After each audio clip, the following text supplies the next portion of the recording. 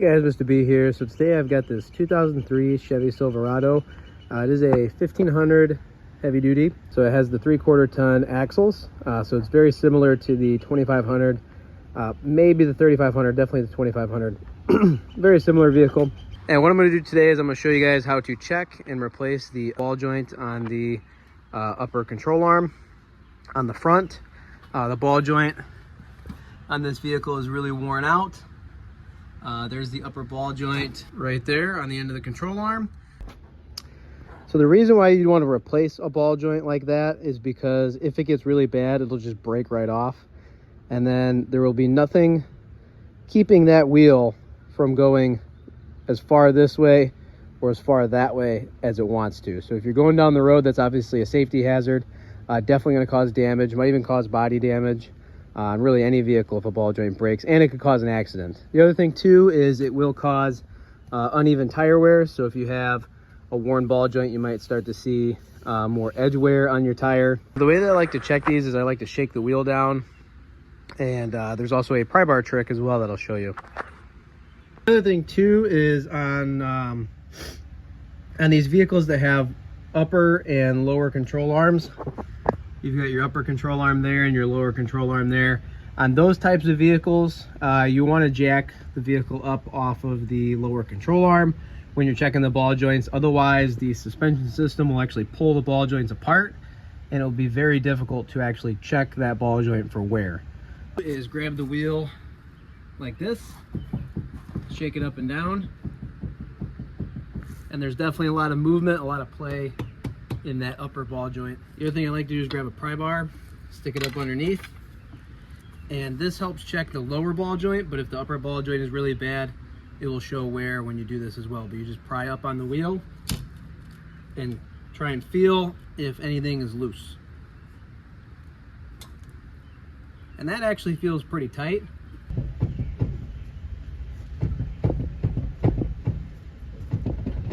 All right, so now I've got the vehicle supported by a jack stand on the frame.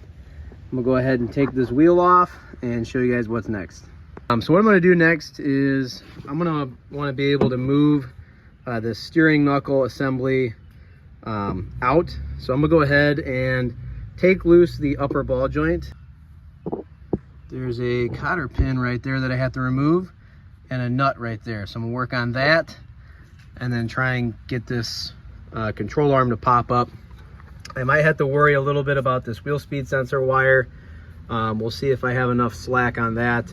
I might be able to even just remove this plastic clip and then give me enough slack to be able to move it around.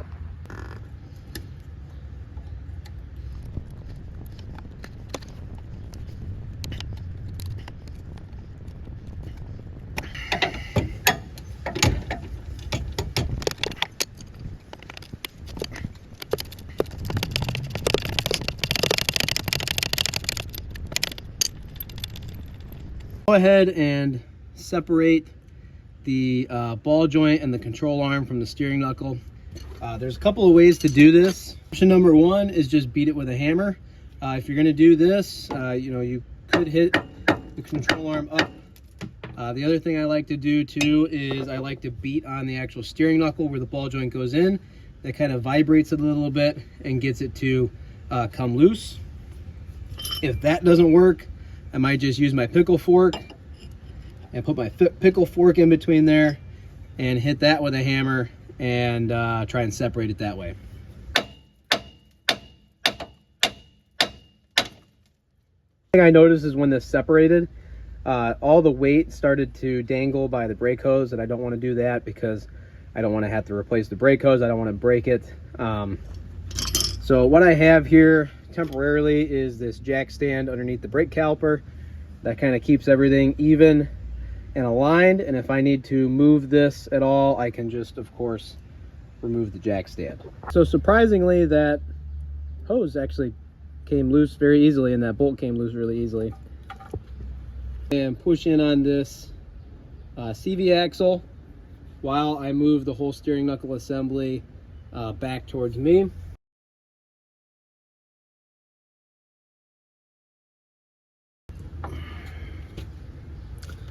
Okay, so I now have the CV axle for the most part separated from the wheel hub.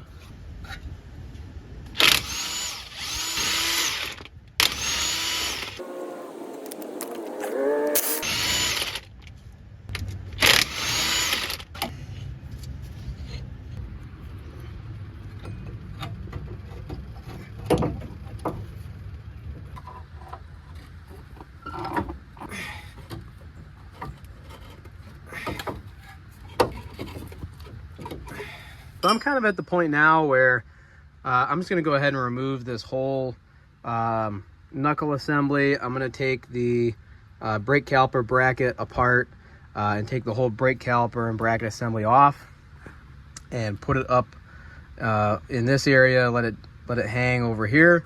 And then I'm going to go ahead and take off the tie rod. I'm going to take loose the lower ball joint, and I'm going to go ahead and remove this whole knuckle and hub assembly to get that out of the way. So you don't really need to remove the CV axle or really take any of this apart to do the upper ball joint. You can actually get the press in, and it's kind of a tight squeeze, but you can get the ball joint press in and press out this ball joint without removing all of this. But since I'm doing these two jobs together and making a couple of videos on this, I might as well, while I'm here, make my life easier, right? So since I had to take this knuckle off, I'm going to go ahead and also do the lower ball joint at the same time.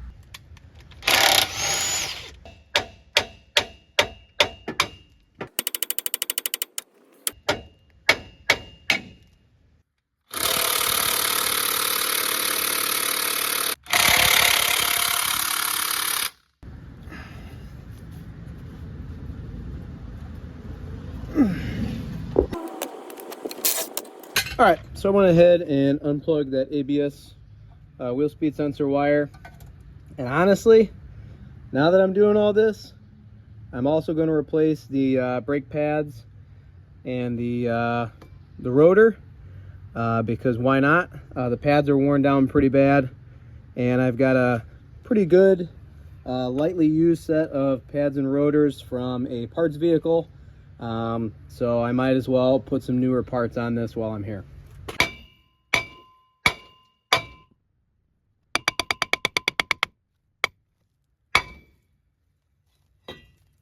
The 24.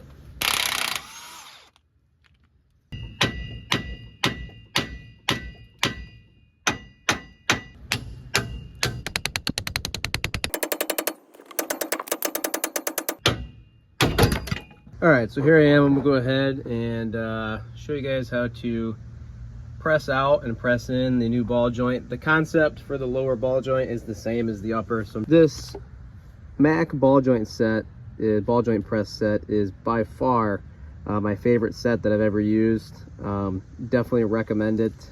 These things are getting a little bit older now, so you might be able to find them used, but it works for a lot of vehicles other than just Chryslers and Jeeps. And all right, so here's the new upper ball joint. You'll notice that there's a groove for a snap ring right there. So these upper ball joints do have a snap ring up under the control arm that I'm going to have to remove. And then here's the lower ball joint, and you'll notice that it does not have a spot for a snap ring. That is pretty common with some of these lower ball joints. Okay, so that was pretty easy. You want on the top where the ball joint's coming out at, you want something to be able to go around it so that as it presses out, the cup allows it to push into it. Of the press, whether it's on this end or that end, it really doesn't matter. You want something to be able to push on that ball joint to push it out. Unfortunately, I can't reach my impact gun in there.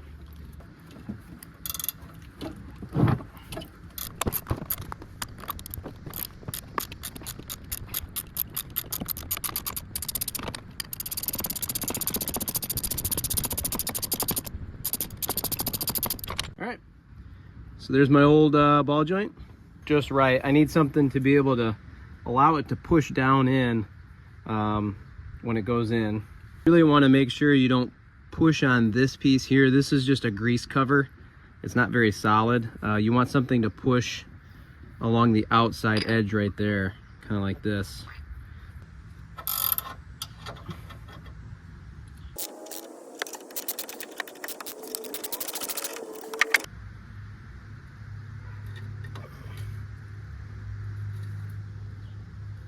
So there's what it looks like now that it's in. One thing I did notice is that the snap ring isn't really flush with the bottom of the control arm. And I did compare that with the old ball joint, and it seems like that's how it was previously. So I'm not really all that worried about it. I'll just, you know, let it ride. Seems to be fine. All right, so nothing I've tried so far has worked.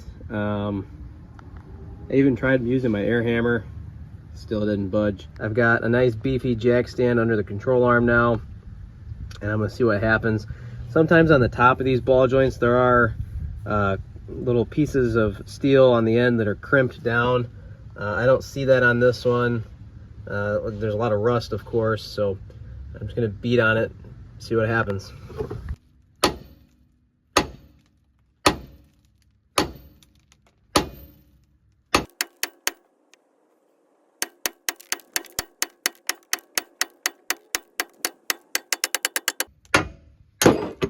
So now it's time to go ahead and put the new one in. Not gonna lie, the bottom of this actually fits really good on that ball joint.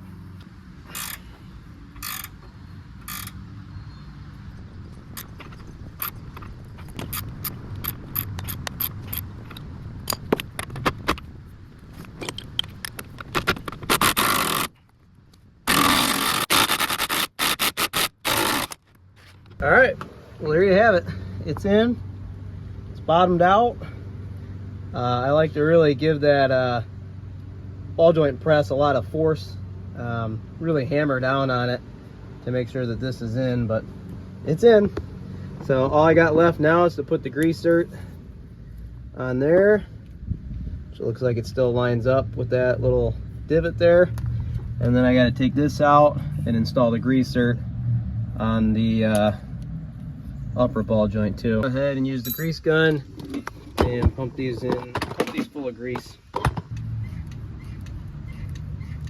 So now it's time for me to get everything else back in, like the steering knuckle and brake rotor and caliper. I did end up taking a good used rotor to the brake lathe.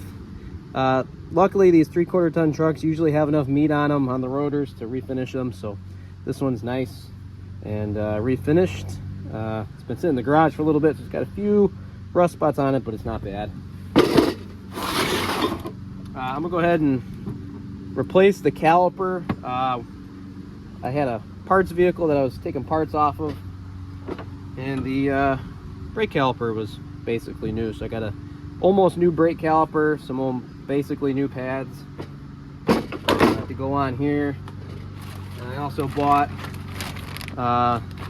new brake hose. I got one for each side. I'm gonna do the brakes on the other side when I'm done with this whole project. Only time, or almost time, for some new brake pads.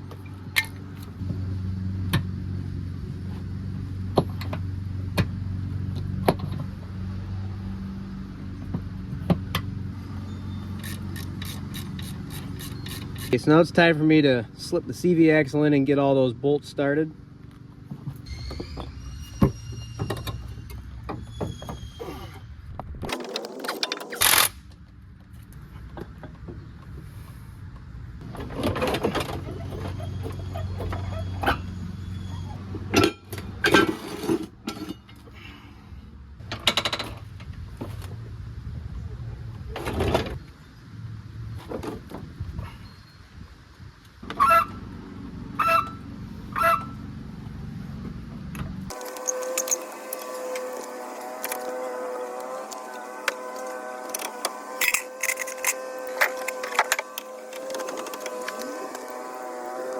All right, so now I've got the lower control arm, lower ball joint, and upper ball joint lined up in the steering knuckle.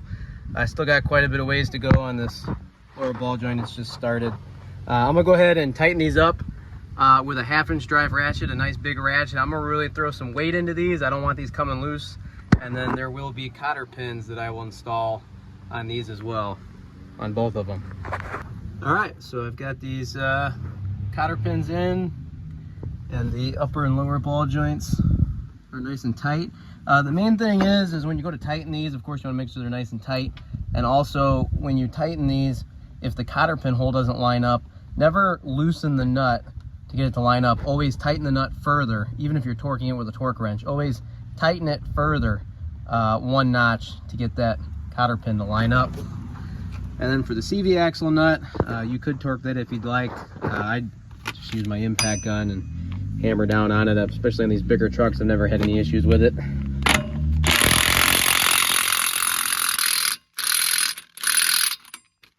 And then for the tie rod, to install that, a 10mm socket actually fits right on top of the tie rod to hold it in place while I tighten the nut. All right, so here I am. I got the brake hose installed. I got the caliper on and the brake pads. The main thing with these is with the caliper bolts and the bracket bolts.